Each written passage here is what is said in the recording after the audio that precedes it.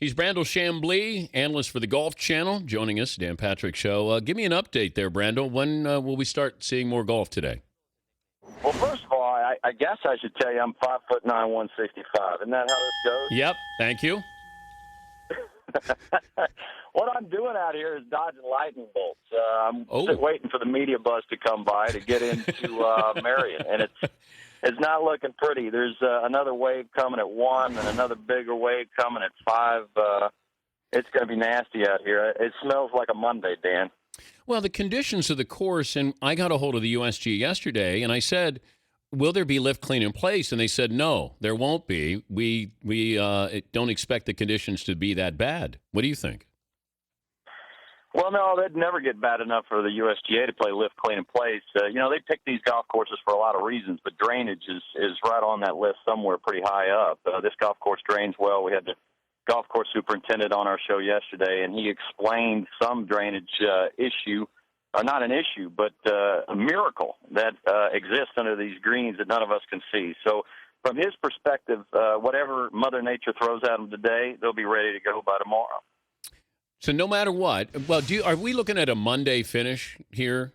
Definitely. I think so. I mean, there's no way they're going to play golf today. They only got 53 golfers out there on the course today, so they got another 100 players to go. It's going to be long and tedious. The course is going to play slow. The guys are going to be taking drop for casual water. There's going to be lots of rules officials calls. It's going to take forever to get these first 2 days in. I know that we looked at this course and some rendered it obsolete, and it's a shorter course.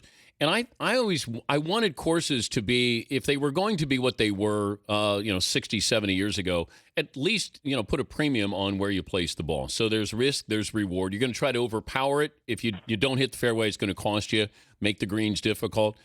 This is still a course. I think it brings in a lot of people into play to win a championship, as opposed to other golf courses. Like Bethpage is so long that there's only a certain number of guys who can kind of take aim at that kind of golf course. What about Marion and the number of people you think actually have a legitimate chance to win?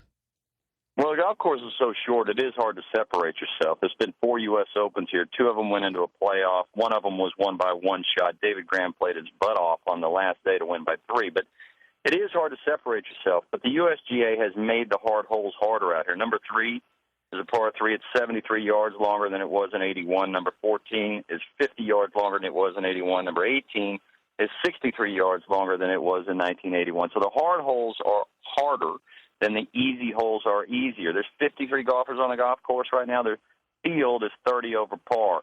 There's only one group that's gotten to the 15th hole, and that's where the meat of this golf course is, 15, 16, 17, and 18. Keegan Bradley, Justin Rose, Brandt Snedeker. All 3 of them bogeyed the 15th hole. Rose had already bogeyed the 4th hole. So there was another group that got to the 5th hole, which is where the meat of the front 9 starts. Nick Watney, Peter Hansen, and Perry. All of them bogeyed the 5th hole, except for Nick Watney, who made double bogey on the 5th hole. So there's plenty of meat on this golf course. Tiger, the overwhelming favorite, and I was wondering about this from your perspective, if the fact that it does bring more golfers into play here, because everybody can overpower it for the most part. More people have a chance to win, or is this Tiger's to lose? More people have a chance to win when the golf course plays soft, with the 2011 U.S. Open as an exception, because it is very rare when you see a golf course play as soft as that and you see somebody explode from the field. But there was something going on that we call graduated rough. Graduated rough allows a guy to hit it in the rough and then get it onto the green. That's with much more ease. That's not the case this week. They don't have graduated rough, so you're going to pay a stiffer penalty.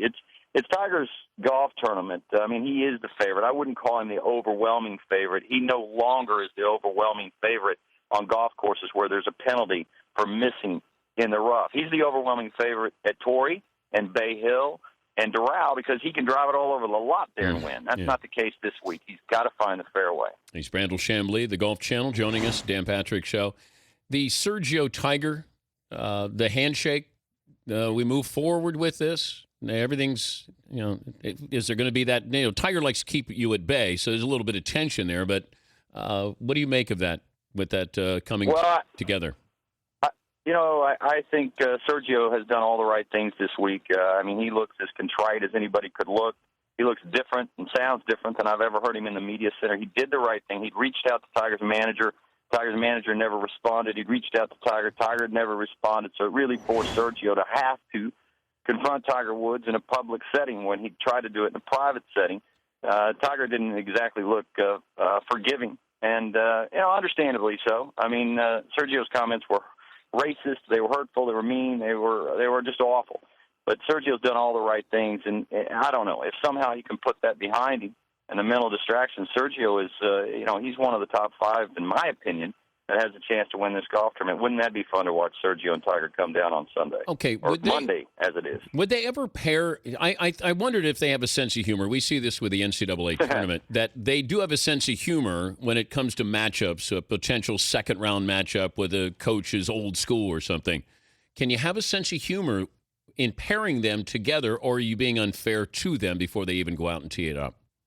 I think with that one it might be a bit unfair, but definitely the USGA has a sense of humor when they pair people. I mean, I can't help but think that the 1-2-3 came about because Adam Scott's caddy is Tiger Woods' old caddy, and they thought, well, if we're going to throw Adam Scott in the group, we might as well throw Rory McIlroy in there. But the USGA, for those people that don't think they have a sense of humor, all you have to do is look at the pairings. There's all these inside steps. Years ago, they would pair the 3 biggest, or should I say, there's a word for that, but we'll just say they're surly. The 3 surliest guys on the PGA Tour every single year, they'd pair those together every single year. So you'd go down the list and you'd think, where are the surliest guys?